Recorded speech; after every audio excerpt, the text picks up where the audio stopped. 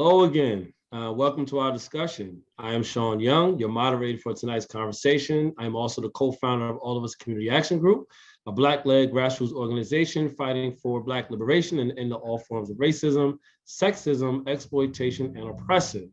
I also serve as the Upstate Reentry Coordinator for Bard Prison Initiative, a program of Bard College that provides college education to people in prison and offers a network of support upon their return to the community. I am joined by Academy Award nominated filmmaker Stanley Nelson, creator of the documentary The Black Panthers. Stanley Nelson and his wife Marsha Smith, co-founder of Firelight Media, a nonprofit production company dedicated to advancing contemporary social justice issues, amplifying underrepresented narratives, and fostering a new generation of diverse filmmakers. Also, Dr. Alice Green, executive director of the Center for Law and Justice, a civil rights organization she founded in 1985. Dr. Green has recently published a memoir, We Who Believe in Freedom, Activism and the Struggle for Social Justice. The book chronicles the history of the liberation movement in upstate New York.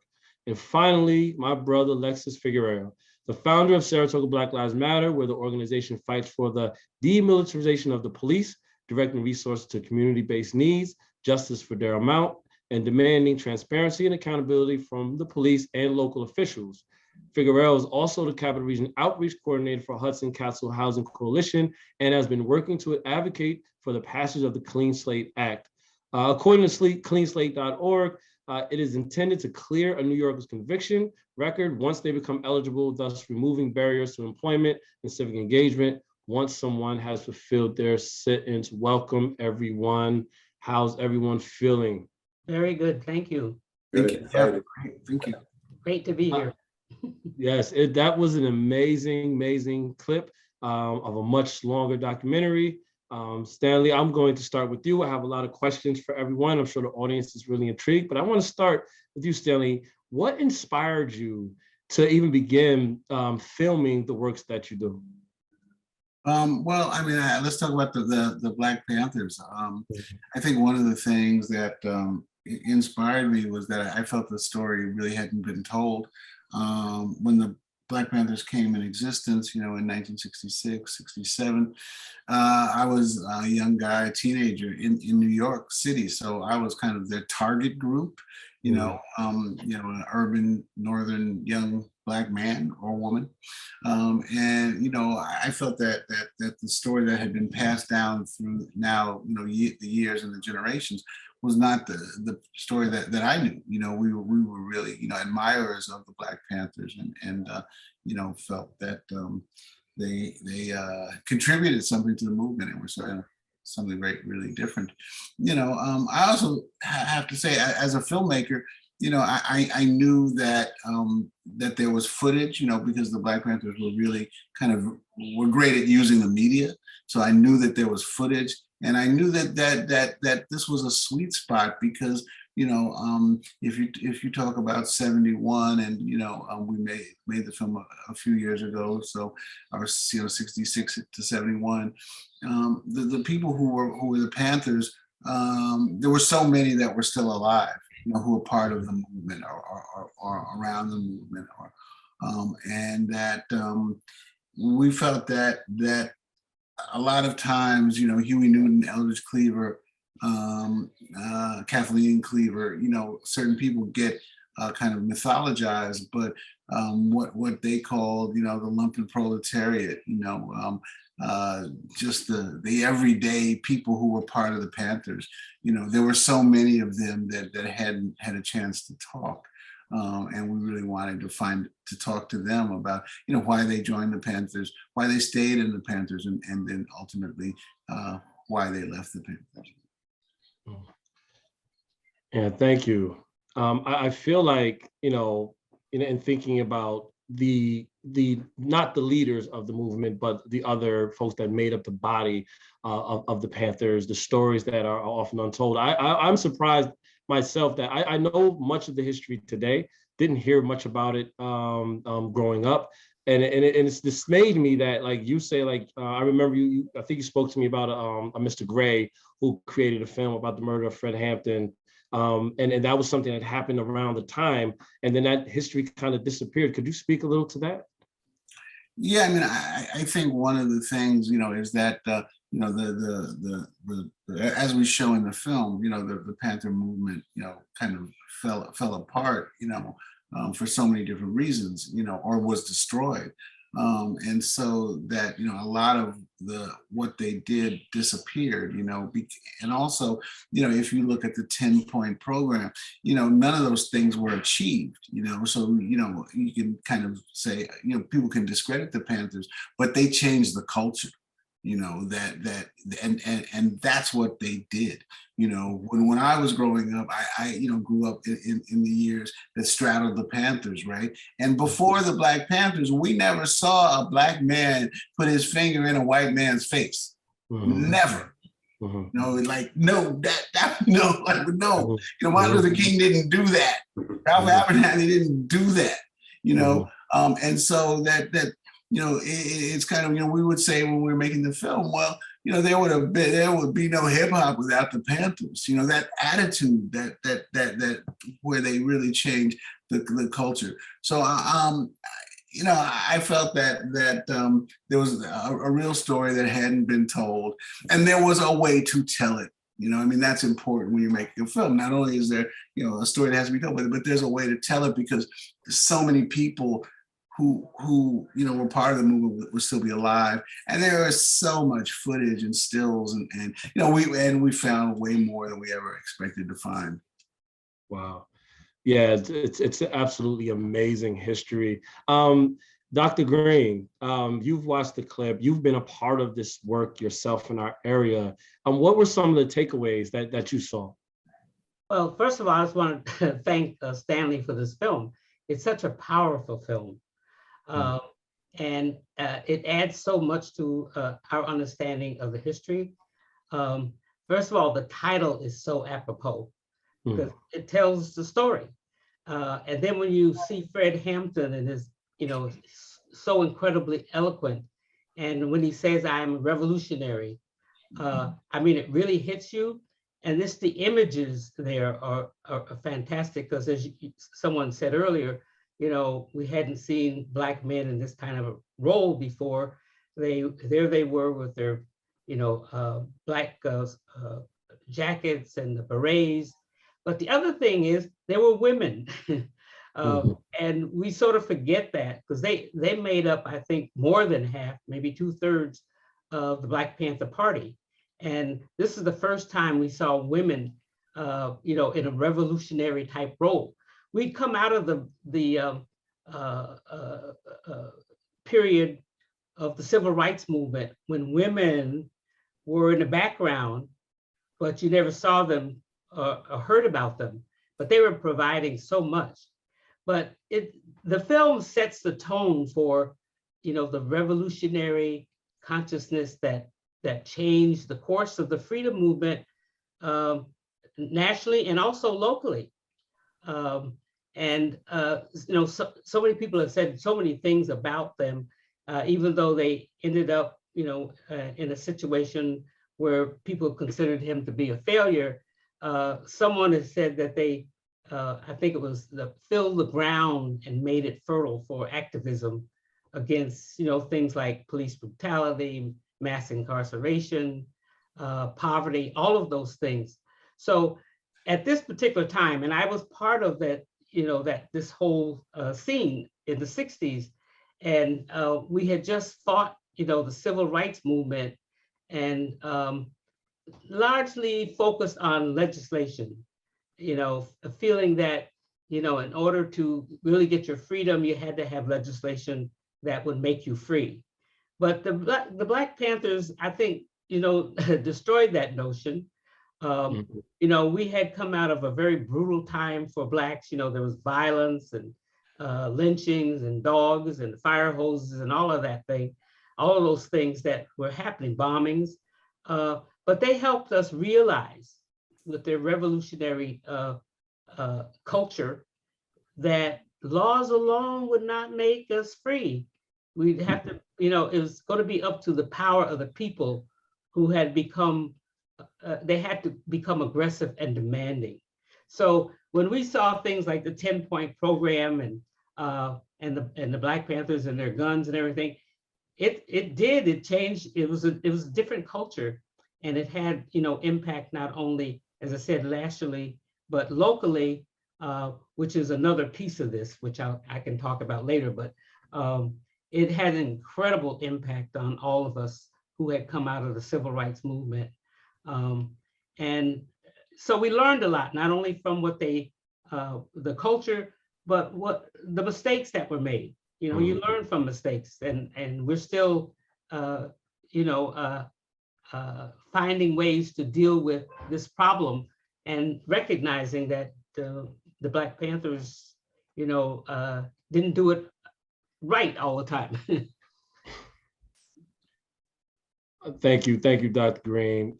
There's a question for you in the chat, Lex, and I'm going to get that to you, but I'm going to shout out some of the women of the Black Panther Party: Elaine Brown, Erica Huggins, Kathleen Cleaver, right, Angela Davis, Deborah Johnson, Rita Williams Garcia, Aura Williams, Phyllis Jackson, Donna Murch, and so many others.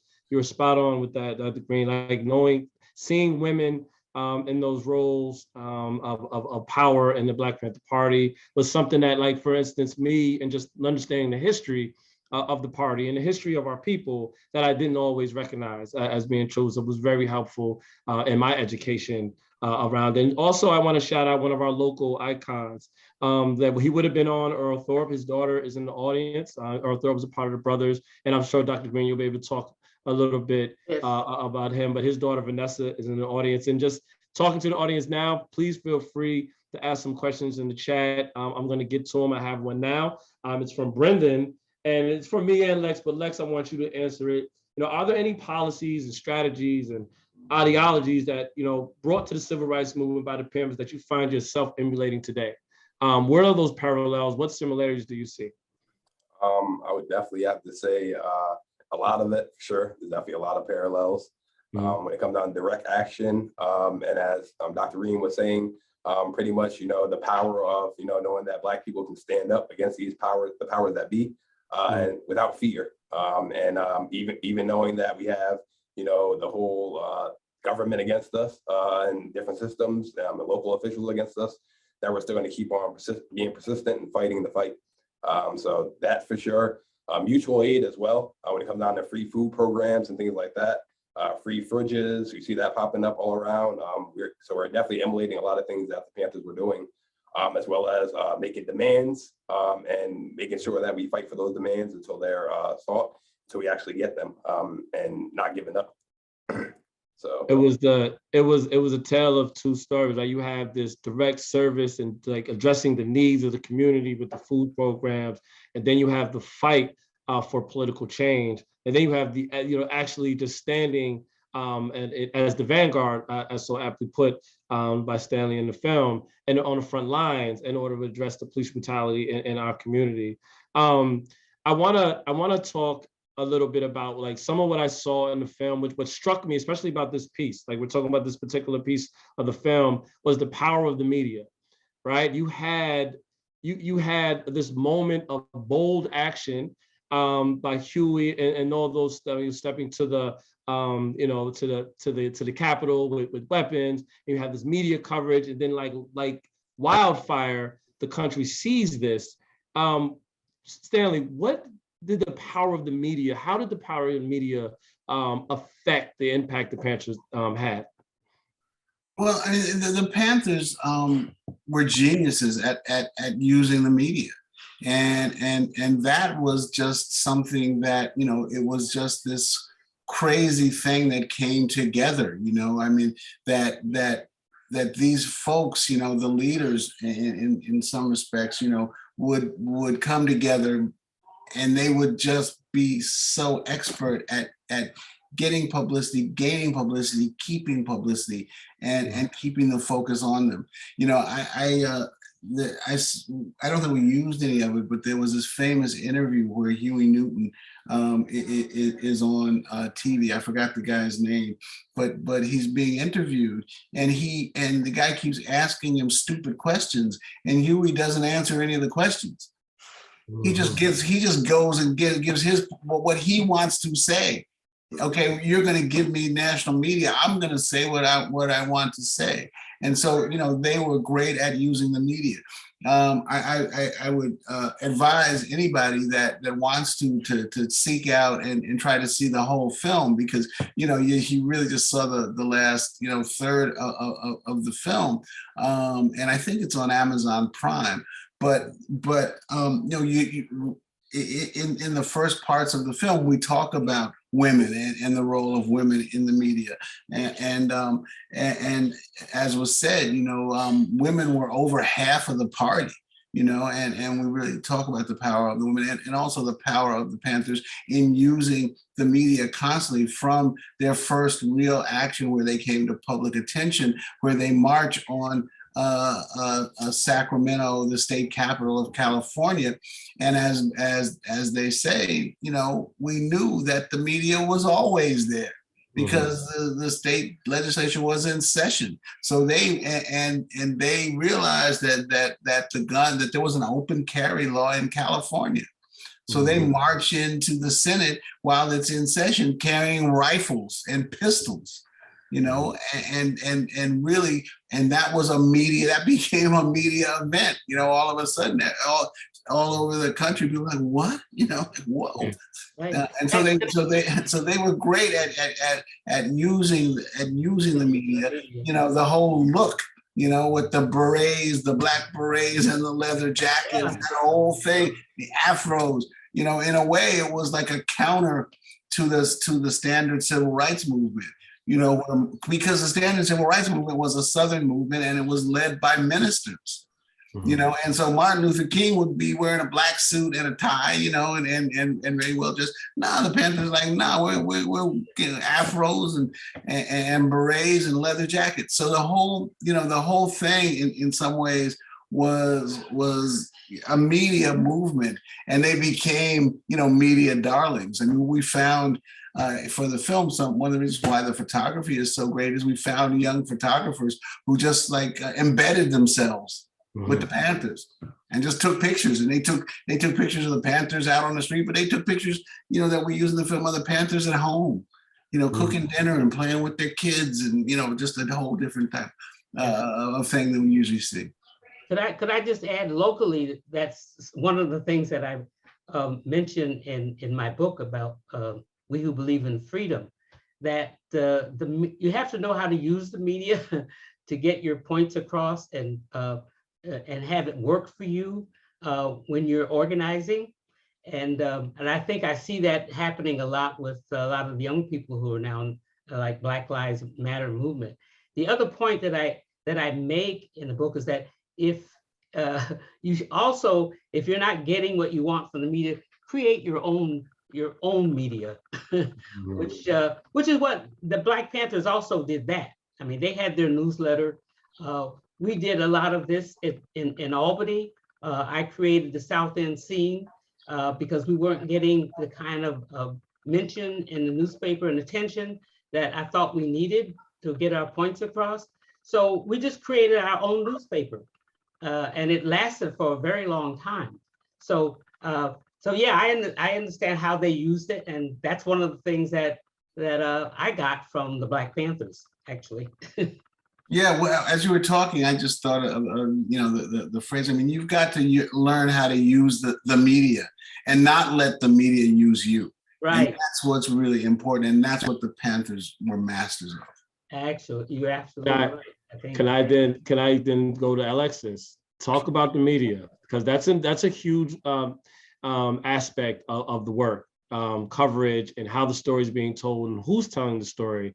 Talk about the media and your experience and what that looks like for you now and the movement work that you've been a part of, Lex. Yep. I feel like, you know, the media can be a double-edged sword. Of course, like you said, use the media, don't let the media use you. There's a lot of times the media can build you up, build up the progress that you're doing. And then there's another time that they can demonize you in the same exact way. You know, I think I had a story come out in July. That was a month after the movement started there in Saratoga in the capital region, after the death of George Floyd, or murder of George Floyd. You know, in that story, they were praising me, you know, oh, fearless leader and blah, blah, blah. You know, flip the script to a few months later, we were demonized. You know, any word that I said was literally twisted and turned into something that it really wasn't. And that's purposely done. You know, what we did was we do have the People's Voice, which is the independent media as well. So we pretty much, you know, we'll put out our own stories. There's times that we'll have a press conference and we don't even want the other press there. We don't want the story to get twisted. We want the story to come directly from us. And we're not going to edit the clips either, because things get edited the way they want it to be. And things get said that you didn't really mean. So definitely a lot of experience with the media, and we're going to continue to try to use them as much as we can to try to progress the movement. While just being cognizant that, you know, your message, you know, is going through Narrative. a medium, yeah, and the narrative is important, what comes out of it. I'm curious, Stanley, like when you hear that of what like Lex is talking about with the work he's doing in the movement, and you hear Dr. Green in the newsletter that they started out, is that something that, like, in the storytelling and understanding what the Panthers were, that kind of connects to what was happening with them? Yeah, I mean, I think the movements of today, you know, can learn and have learned so much from the Panthers, you know, and take away. And, you know, I mean, and I think that, you know, as Dr. Green said, I think, you know, it's what to do and also what not to do. You know, the clip that you saw was really about the kind of, you know, the fall of the Black Panthers, or the disintegration, you know, and it was at the hands, in many ways, of the government, of the FBI, you know, but also the internal fighting. I think that one of the things, you know, that the Black Lives Matter movement has kind of done is almost make it a leaderless movement, you know. So you can't cut off the head and destroy the movement. Right. You know, that it's and you know, the movements are different because in some ways of social media, and there's a different way of organizing. But I think that was a lesson in some ways that young people have learned from the Black Panthers, so that, you know, when Huey Newton and Eldridge Cleaver and Bobby Seale started, you know, internal arguments, the movement kind of was destroyed. And if you don't have those leaders, the movement can be destroyed in that way. So there's so many things that we can learn. But I think that one of the main things that we have to understand, and again, you know, this is all, a lot of this stuff is in other parts of the film that you didn't see, is the Panthers were basically teenagers. You know, they were young, they were very young, and they were inventing this thing as it went along. It had never been anything like this, and they were inventing it. And the Panthers, you know, kind of did not understand that the FBI and was infiltrating the Panthers, you know, top to bottom. You know, like you could walk in any chapter and say, okay, I want to join, and they'd sign you up and you would join. And so they were totally infiltrated. But even the fact that and it sounds stupid now, you know, because everybody knows the FBI now, but back then, the fact that they would send, that the FBI even had Black agents, right? And that they would send them in, you know, to be under deep cover. And for years, they would be part of the Panther movement. That was something new. And so, you know, the Panthers were dealing with these things that had never happened before, because there had never been this kind of movement like the Panthers before that. And that was one of the big problems. As I said, we learned from that they misjudged the power of the government and the FBI, which ended up really destroying them. You know, so we've learned about that in law enforcement. I mean, unfortunately, it's been our whole history has seen, you know, law enforcement being so oppressive and also, you know, find ways to destroy. Even after, and we were talking about the other thing regarding the leaders, if you have a movement that's really focused on one leader, when that leader dies or is killed, it really has an impact on where that movement goes. And we saw that with Malcolm X, we saw that with Martin Luther King. And it was such, after Martin Luther King was killed, everybody sort of felt drained and wasn't sure where to go. But I think we learned from the Panthers, because that was very clear that the FBI knew how to destroy them, and they did to a great extent.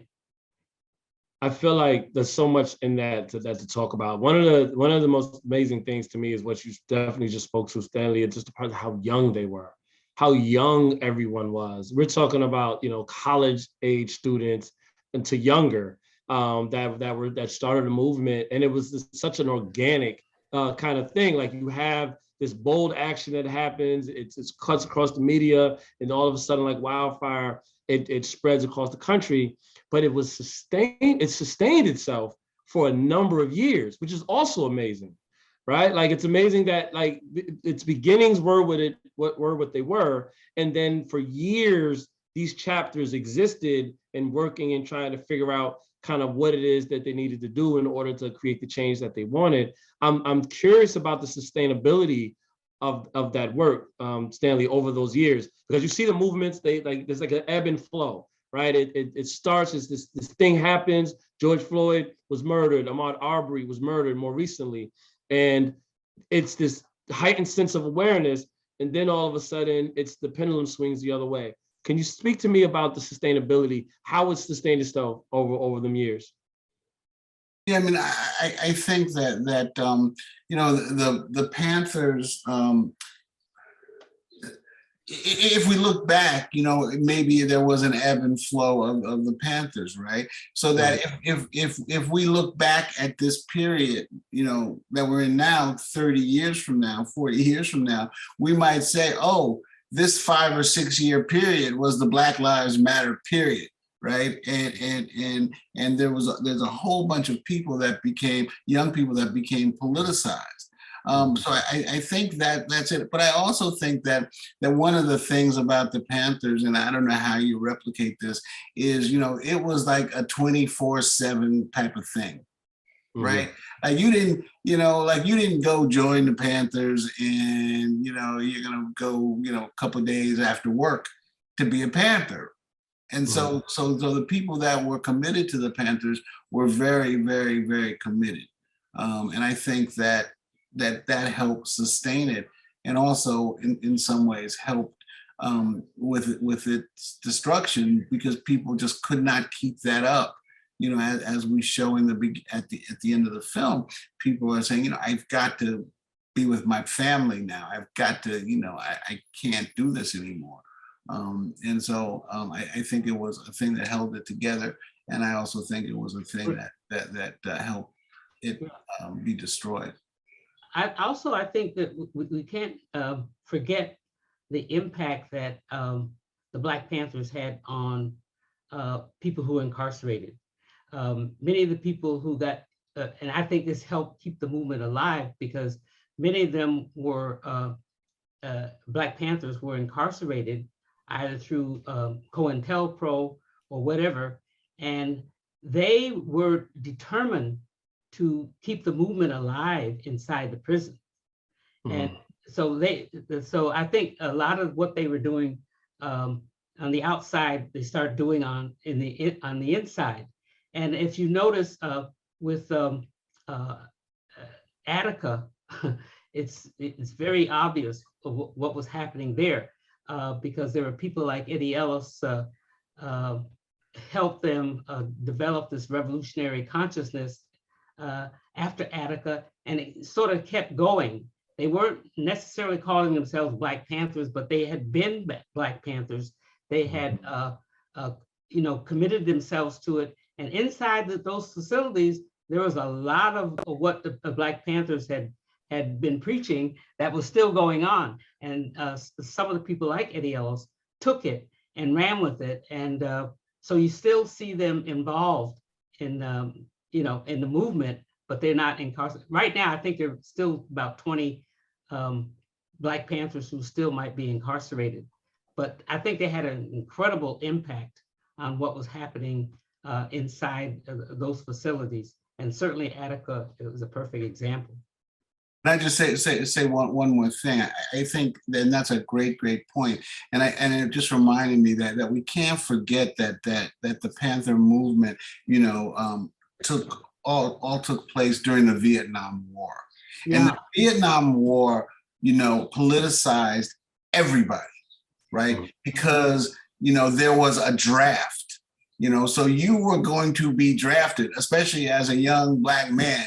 There's a good chance you're going to be drafted and sent overseas and you know, to fight a crazy war, right? So you had to have an opinion. There was nobody that's like, I don't care, you know, Vietnam, you know, like we do now about Ukraine or Afghanistan. We're like, you know, how does that have to do with me? Well, imagine if you were going to be drafted tomorrow and end up fighting in Ukraine, you would have an opinion. Yeah. And so that everybody was politicized by the war. Yeah, absolutely. It touched everybody. And that's perfect segue to you, Lex. And thinking about, you know, some of the broad coalition building that happened with the brother Fred Hampton and the work that he was able to accomplish, meeting so many different people and getting them you know, organized in order to address some of the stuff. What does coalition building look like? One, in the film that you saw, but two, how do you connect it to the work that you've been able to accomplish in the region? I think from what I've seen from the film and what I've learned to know was definitely the fact of including everybody in the movement. You know, everybody, poor white people, LGBTQIA plus, you know, union workers, poor Black people, and bringing them all, Mexican people, you know, Black and brown people, bring them all together in one place, and just showing that there's strength in numbers. And you know, that's what the government was afraid of. You know, they were afraid that young white men were going to be standing up, going against the government in the name of Black people, in the name of freedom for and justice for Black people. You know, we see that now. I think we see that now. We know that we have allies that are a part of this new movement, and you know, people don't like that. You know, the police don't like that. The government doesn't like that. We just continue to, you know, reach out to all groups and try to continue to, you know, gain power, political power, and power even locally throughout the local governments and all that. So yeah, that was what was so amazing about the Black Panthers. They had very strong support among performers, a lot of the movie stars, and you know, did fundraising for them, and they were, you know, they depended upon having other people involved in the movement, which was kind of amazing, I thought, at considering what their culture was and how they were being portrayed in the media. Yeah. You wouldn't see that, but they did. You have many people that have, like, when I've talked about the history with them and then talked about the Black Panthers, I would have said that, you know, that it was Black led, and it was just about Black, and it was just about Black people and the Black power, and never really understanding that the actual history of it was a bit more than that, right? It was about what, you know, it was about that coalition building. It was about addressing the liberation and freedom of everyone through the lens of Black power, because we are obviously, in many ways, the most marginalized and oppressed group in the United States. Lexus, one more time, I want to go back to you, because I want to talk about, you're the next, and many is your youngest person in this discussion, and you've been involved in the work for a couple of years now. What are some of the principles, because we just talked about this a second ago, what are some of the principles that you have taken away, like, if you have, from the Black Panthers and some of the work that they were able to accomplish over their time? I would have to say strategy. I believe that's another reason why the Black Panthers lasted for so long, is the strategies that they chose. They weren't just like Stanley said, you know, it's a 24-hour thing, and they were doing things all the time, always making moves, always staying in the media, always staying seen. I think that's a big deal for sure. Having the free food programs brings people out that maybe wouldn't be in the streets with them with guns, but they'll come to the free food program. And during the free food program, you can sit there and educate people on, you know, the different political things and empower people for sure. So I took that. I definitely took clearly the fearlessness for sure, and resilience of the Black Panthers to keep pushing no matter what, and to, you know that what we're doing is so important that it really doesn't matter the consequences at the end of the day. Like the consequences, the win is much greater than the consequence. So, you know, putting ourselves in the line, being on the front line, and, you know, keep marching, keep moving. And I also think that, you know, we can't forget how the Black Panthers influenced the movement for police reform, which is paramount, I think. And all of us focused on those issues around policing now, both the younger generation and my generation.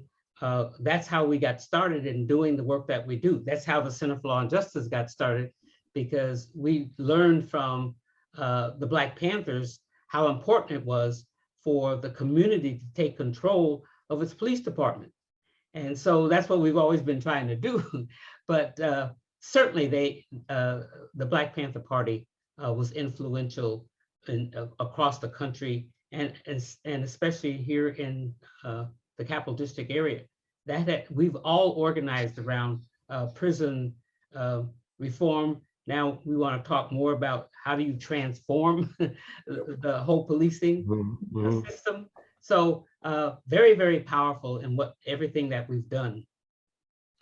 It's really, it speaks to the, I think, you know, the power of the work that these very, very young people were able to accomplish, that there's remnants of what they've, you know, what they were about, and their style and the way they strategize and some of the tactics that they use that still exist today. And it's a shame, you know, when I watched the film myself, and I had watched it a couple of times actually before I was asked to be a part of this, and you know, the inspiration that I felt in watching it is palpable, but so was the sadness, right? That what had happened and what was possible, what felt so possible somehow was dismantled and destroyed, both within the party itself and without, through the FBI and other agents.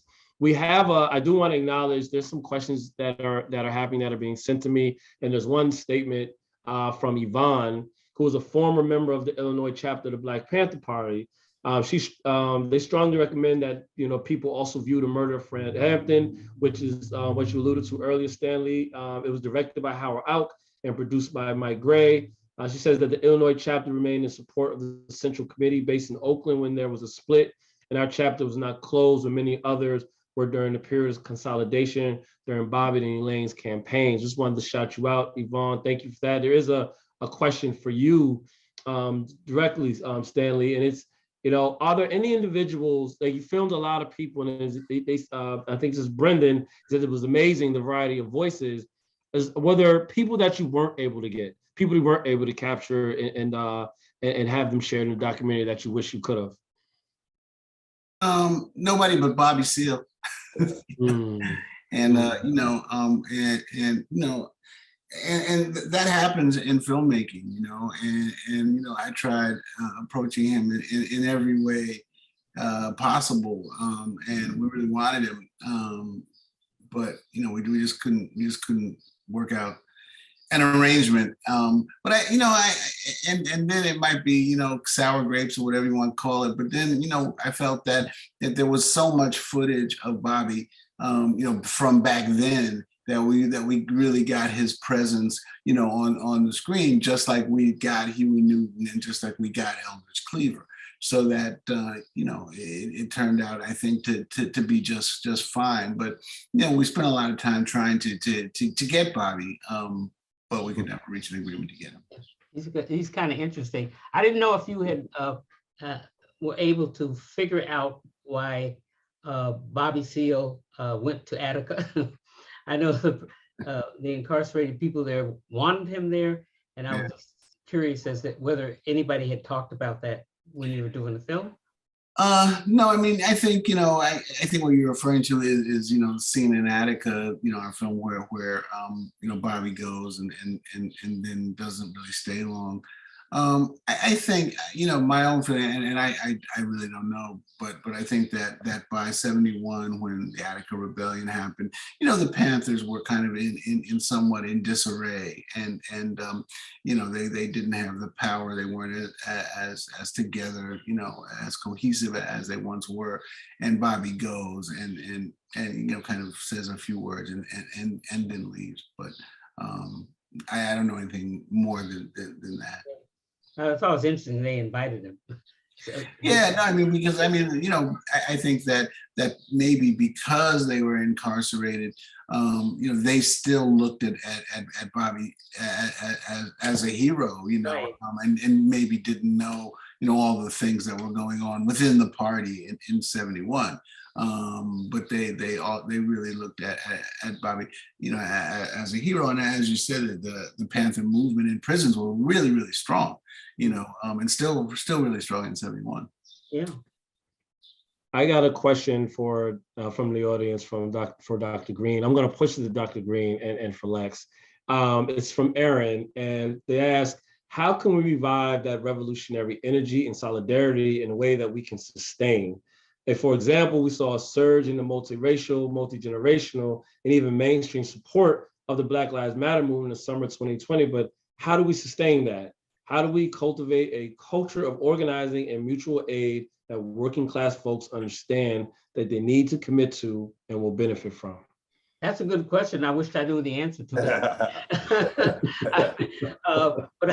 But I think people have to get involved with things. You can't leave it to those people who are identified as quote leaders, but to deal with things like racism and to keep the movement going, you have to stay involved. And you have to call it out when you see it. And unfortunately, we haven't had enough people do that. In 2020, everybody came out, and that was great. But then, the next year, it was hard to find those people. And they keep asking us, how can I become anti-racist, for instance? And I tell them, I said, all you got to do is look at a couple of the suburbs and look at the inner city and try to compare what's going on. You know the answer to that question. And so I think people have to be honest with themselves. They know the answer, but they don't, they pretend that they don't, or they try to ignore it. So it's a matter of making your own, individuals making their own commitment, and to do all the things that are important to point out and to change racism as it exists in this country. And that's a tall order. And I don't think any of us have the answer, but I think it is something that individuals have to do. We have to be unified and organized in our communities to attack these issues that are oppressing and affecting us. We can't be silent. Nope. I think we have to definitely, as I'll say, as some leaders and people that are already a part of the movement, we have to engage with the community more in all parts of the community. Whether it's canvassing, whether it's having barbecues, whether it's having free breakfast, like forums with people. Pretty much is getting the community involved, because people, when we were talking about narrative before and demonizing and pretty much taking away from what a real movement is, people have put a stamp on Black Lives Matter, to make it to be like we're racist, we are this, we are that. When in all actuality, if people really knew, Black Lives Matter is about all marginalized people. So unless you're a rich capitalist, that has no worries in this world, you don't benefit off of capitalism and off the racism and any of the white supremacy that's going on. So it affects us all. So I think explaining that to people and really opening their eyes. And as Dr. Green said, if we look at Albany, look at the South Side, look how the South Side looks, and look how North Pearl and South Pearl just divides uptown and downtown. And downtown is pretty much like a forgotten place. And we need to look at those things and why these things exist, redlining and all these things. I think informing people and showing people data. You can't argue with data. So pretty much getting people involved, opening their eyes more, getting them involved, pushing them as well. Can I say one thing? One of the things that kept popping up when I talked to Panthers was one of the things that they kept saying was that one of the cores of the Panther movement was a deep and undying love for our people and our communities. And that's what that was a basis. And I think that's what, we're talking about, now. I think the other thing that's important that young people understand is that we can make change, and that change can happen. And that's one of the hardest things for young people to understand now, because they haven't seen change in the same way. So the Panthers came out of the civil rights movement of Martin Luther King, right, where we saw change.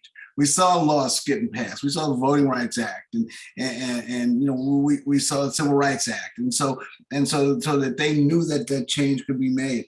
So I think that's really important, that young people understand that we can make change.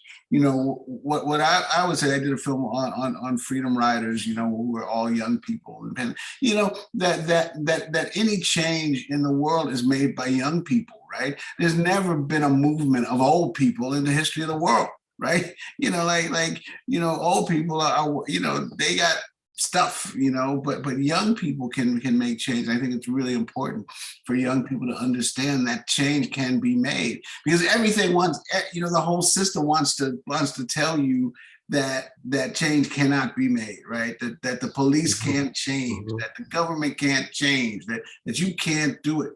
But you can, and that's what you have to do it, and do it with love, with a love for our people in our communities. Right, and you're right. Every movement that I know has involved or been led by young people.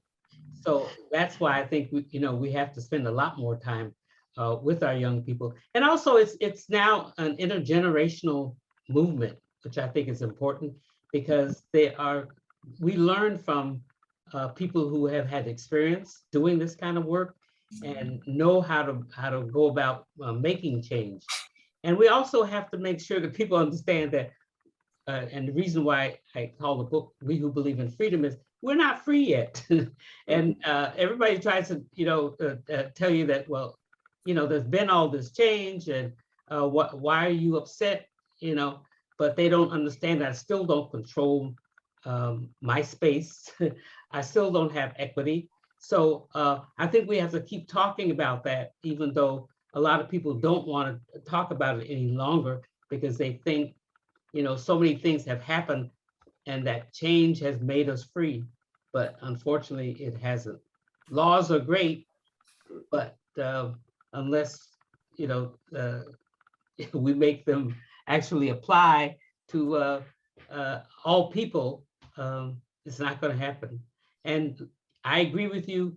We have to be concerned, genuinely concerned about people, caring about people, loving people, and stop, trying to decide who is worthy of our social services, who is worthy of certain kinds of good treatment. And we do that, unfortunately. And that's a real problem for us in this society. Two things I want to speak to really quick, and thank you for that, Dr. Green. This idea of change being possible. Now, the reason why I do the work I do, and many others that I've seen do the work, I've been in conversation, was this idea that change is possible. Growing up, government felt like the mountains in the distance, right? There were things that were just unchangeable. They were a part of this world, and it's just what it was. They were the standard that was set by people that that came before me, and that we couldn't change. And learning that change was possible is a powerful feeling. And breaking the status quo. Too often, some of the narrative that I think that we hear in our communities, especially pushing back against change, is that this is the way it is. Is that hegemonic kind of idea, like this is the way things are. We can't change. This is our reality. I have a really, I think, an interesting question for you, Stanley. I'm curious about, I've been an activist and advocate. Lexus as an activist and advocate. Dr. Green has wore so many hats in this fight for liberation for our community. What is the role of the storyteller, of the documentarian? What is that role? What do you feel like your role has been in just in moving or educating people about the history? I can talk about my role because I feel that all documentary filmmakers and all filmmakers have different roles, and their role is whatever they choose it to be. If they want to do a film about their navel, well, more power to you. I feel like I'm trying to tell stories about African Americans and about I tend to want to tell stories more about movements than kind of an individual, a great man or a great woman of history. That's what I'm trying to do. I'm trying to do it with as much vigor, as much research, but also to tell, to use, all the tools of filmmaking so that you could go and you could sit down and watch the Black Panthers, you can watch Attica, you can watch Freedom Riders, and it's a movie, and if you watch the movie and you say, okay, honey, let's go get a hamburger, that's fine. And if you watch the movie and you say, "Oh, my life has changed," now, well, that's fine too, But so that the films serve like a bunch of different roles, and I want the audience to see the story and then take from the story what they want and what they will. Well, you've done a great job because I've seen just about all your films. And very important for people to see them and to learn from that history and the movements that have taken place. Thanks. Hey, I want to just give a nod to our audience. Please feel free. We are coming up on time. Ask your questions. If you have a question that's burning, something you want to know, you want to ask Lexis, you want to ask Dr. Green, you want to ask Stanley, please put your questions in the chat and we'll try to get to them. There's an interesting question. This is not something that I've heard before, Stanley, and maybe in your research it came up. But there's a question about Huey P. and his role at the end of I guess, towards the end of his life, towards the end of his time with the party, anyway, and some involvement with the FBI. Is there anything that you've ever heard in this research that Huey may have been infiltrated at some point? Is that something? I've never heard that personally, but that's a question that just came up. So in making the film and talking to a ton of people, reading books and stuff like that, you hear a lot, and one of the things that we have to do, and we have to do in this film, especially, but in all of our films, is to make sure that anything that we say is unassailable. Everything that we say, we can back up. So we hear rumors about, Huey was turned, in jail, the FBI fed him drugs or something, and he was turned, and, but I couldn't find, anybody to where I can make that statement and make it clearly. So we just have to really be careful, because we were actually attacked by Breitbart. Is that the name of the thing? Yeah. Breitbart, and they wrote essays and said when Huey P. Newton had the shootout, it was like you said it was at 4 a.m. and it was 3 a.m. and it was on the northwest corner, not the northeast corner, and blah blah blah. And because the film was for PBS, we then had to write back and defend everything, and we defended everything successfully. I mean, we didn't have to change a word in the film, but so we have to really be sure. So one of the great stories is there's the story of Fred Hampton, and that he was drugged right that night, and that's part of the lure. But when we talked to his lawyers, and the lawyers, they said they tested drugs in his body, and it came back negative, and then they tested it and it came back positive. Then they tested it again and it came back negative. And so we said, okay, so what does that mean? What should we say? And they said, well, to be, extra careful, you cannot say that Fred Hampton was drugged. Mm-hmm. And so we didn't go with that story because finally it was not something that we wanted to be challenged on, because it didn't matter in some ways, mm-hmm. right? That they came in and shot him while he was sleeping. Now, whether he was drugged and he was sleeping, Right, whether he would just fell asleep because, his wife was pregnant and he's running around doing a lot of work. And, so it's those kind of things that we just have to make choices about, and we just don't want to be challenged. And I think, the story is powerful enough, whether Fred Hampton was drugged, whether Huey Newton was turned by the FBI or not. In some ways, as we show it in the film, it's very clear that in some ways, the deterioration of Huey P. Newton and the fights with Eldridge Cleaver, ended up really, being one of the nails in the coffin of the Black Panther Party. And I thought Eldridge Cleaver's transformation was kind of incredible. I never quite understood it, but yeah. One of the things, Kathleen Cleaver became a great friend, and we did a bunch of screenings with Kathleen, and she would talk, and at one screening in the Bay Area, actually, they asked her about that. They asked like, what was going on with Eldridge, and she said he was insane. That was what was going on with him. I mean, I can't say it. I couldn't say it, but she did. It's confusing. I thought it was a good explanation for Eldridge. Could not figure it out. But he was brilliant, but he, he was trouble. I guess I'm about to say that's an interesting point. And I mean, I feel like I could talk about so much and we could just go on and on, but that point there about just the different styles of leadership or personalities of the leaders, and this being what people are calling a leaderless movement. Do you agree with that, Lex? Are we in a leaderless movement time? Is that what this is? Or have you seen, some similarities in personality clashes and just our ability to do the work? Honestly, I wish it was a leaderless movement, but especially in the capital region, there's only been so many people who are, like in the forefront of trying to organize and trying to gather people. And showing up at these meetings, going lobbying, doing whatever they got to do to try to push these policies and change these laws. So no, I definitely, seen the clashes, and I've seen how we can try to destroy a movement. We've had that happen right here locally. We've also seen the FBI try to target leaders. That's happening right now. So the same exact things that were happening with the Black Panthers are happening now.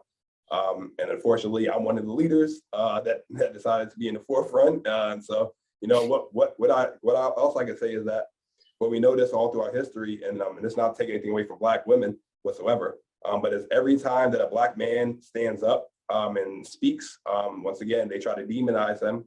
They turn them into, less than human, and it's easier to cast them away.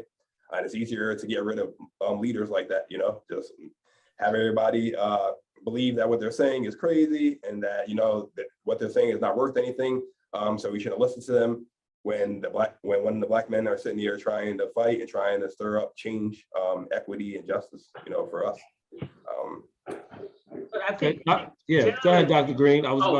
Generally, the community doesn't perceive like the Black Lives Matter movement as being led by any one particular person. The same thing happened with the gay rights movement. They were able to accomplish so much and nobody was identified as the leader. But when the civil rights movement, we could point to who was leaders, Martin Luther King, and women were not presented as being a leader at all. But it depends on how the community perceives it. And I think some great things happened in the movement, the gay rights movement particularly, that they were able to accomplish so much in such a short period of time. It was just absolutely astounding, without someone being considered the leader. So staying with you, Dr. Green, we have a question from Thomas, and this is for Dr. Green, I think, and Stanley, because he's asking for the elders on the call to respond to, the analysis of, give an analysis of what can the younger generation do now to avoid the litany of traps that are shown throughout the documentary and are just known in the history of the movement with the Black Panthers. What is it that they can do to avoid those traps, in your estimation? No, one of the things we have to, go back to is how do we educate our young people? How do they learn about the history, which is something that we have not done a good job at. And I think that's so important because, as we said before, young people led the movement, were great leaders in the civil rights movement. And I think young people unfortunately think that everything that happened that was positive and that was a real change came from older people. And it's not true. So I think we need to make sure that younger people understand that they really have played a role, and they continue to be the most important part of this whole movement. And until they believe that, it's going to be difficult. But we have to teach people about this history. That's why I love all the stuff that Stanley has done, because we learn so much about the movements, and what we're doing now, depends on what we know about the past. Do you have anything to add to that, Stanley? No, I mean, I think the young people, are learning and have learned, the lessons of the movement, and just understand that it's not easy, and things will keep changing. They'll keep finding ways to push back.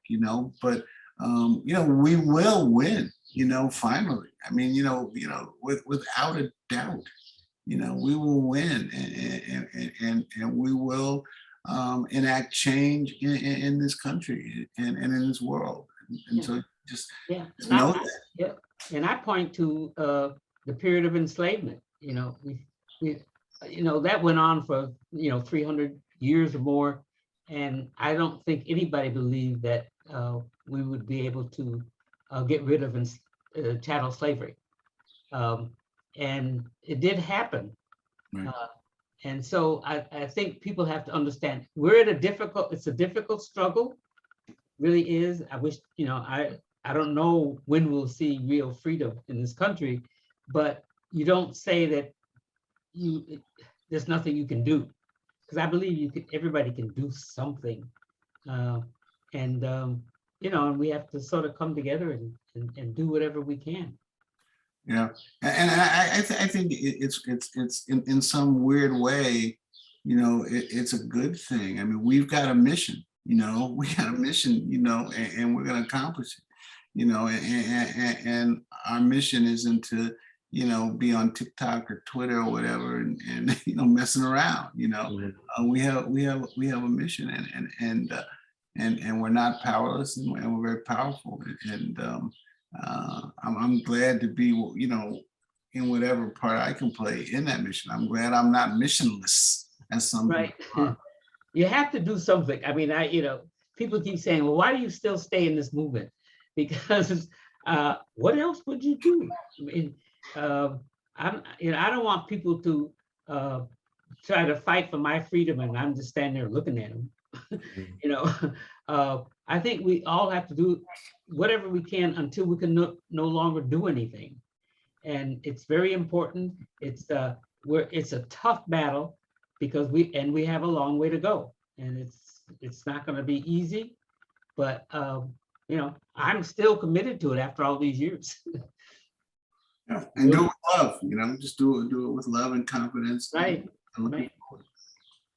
So we are coming up on the last few minutes, and I'm going to ask for final thoughts. I just want to, one of the things that that are really important, I think that for us to understand, or that I begin to understand, is like when I hear quotes from James Baldwin about, this idea of being conscious, of understanding and being educated as a Black person in this country, and that, making you, being enraged every day about what you're seeing. That's a part of the sustainability piece. But the other part is you all, right? Like Firelight Media gives opportunity, and that's born out of your experience. Stanley, Center for Law and Justice has been doing the work and giving opportunity and addressing many of the needs of the most marginalized groups in the community. Lexis Figueroa Saratoga BLM, as this iteration of the fight. And it's this young fire that has taken over much of the movement in our area, anyway, as it concerns Black Lives Matter, and is always looking for other leaders to lift up into the work and continue to educate. I feel like in moving forward, those are the ways that we do the work in different ways, and we continue to make sure opportunities are available for others in the community with the understanding of the history of oppression, the history of torture, death, pain, racism, et cetera, that we've all been through. And I think it's important we do that. But in the interest of our time, because I could go on and talk about this for some time for sure, final thoughts in 1 minute or less. What is it you want people to take away, both from the work of this film and the work moving forward in our communities? And I'll start with whoever wants to go. Be active. I mean, I hate it when I see people just sort of sitting, watching television and saying, isn't that horrible? And I say, well, what are you doing to bring about some change here? Mm-hmm. So I would say, be active, be loving, and be active. Mm-hmm. Lexus? I just think change is possible, you know. Am I muted? No, I think change is possible, you know, and just to understand that and you know, to push for change, you know. I would again encourage, you know, everybody to see, you know, the full film, which I do believe is on Amazon Prime, you know, Black Panthers Vanguard of the Revolution.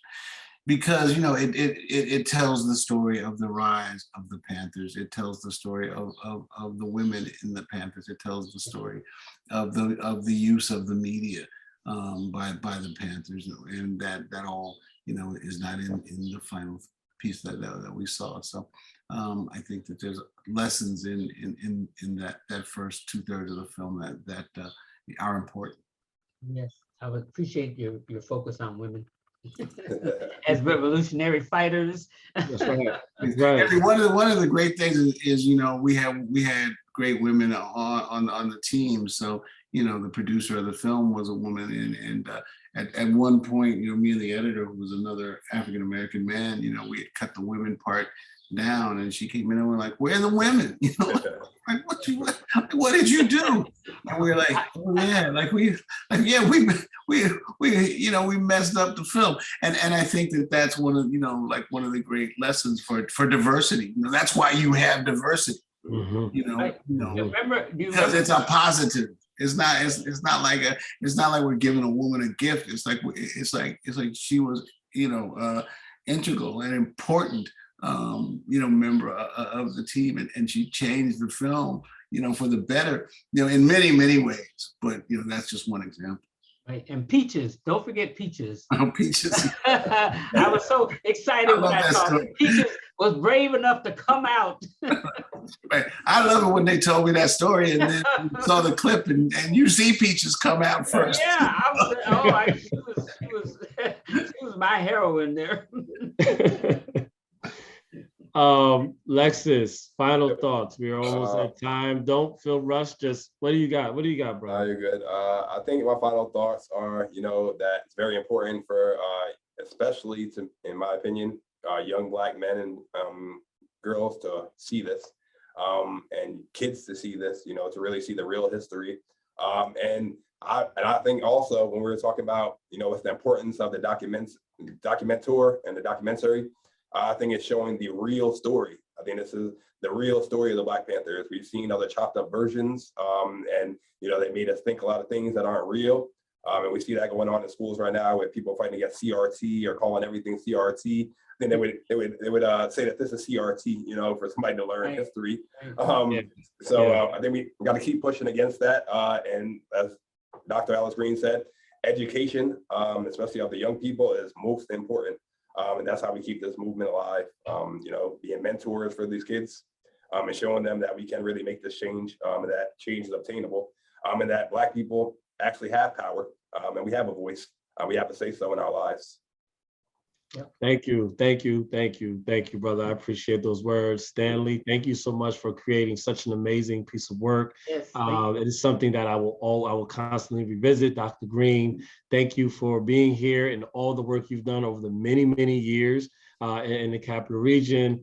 And Lexus Figueroa, my brother, continue to do the work, man. You're the iteration of this fight. Bring up those new leaders and let's make it work. So this is so well. We have run out of time, and I want to thank everyone who showed up for this. It's so important that you're here and listening in on this type of conversation. On behalf of our partners, Firelight Media and WMHT, have a great evening. Hope to see you all soon. Take care.